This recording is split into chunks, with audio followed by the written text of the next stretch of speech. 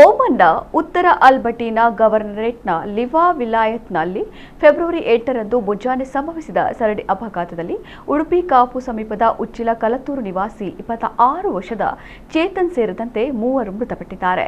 3 ಗಾಯಗೊಂಡು ಆಸ್ಪತ್ರೆಯಲ್ಲಿ ಚಿಕಿತ್ಸೆ ಪಡೆಯುತ್ತಿದ್ದಾರೆ. ನಾಗರಿಕ ರಕ್ಷಣಾ ಮತ್ತು ಆಂಬ್ಯುಲೆನ್ಸ್ ಪ್ರಾಧಿಕಾರದ ಅಧಿಕಾರಿಗಳು ಮಾಹಿತಿ ದೃಢಪಡಿಸಿದ್ದಾರೆ.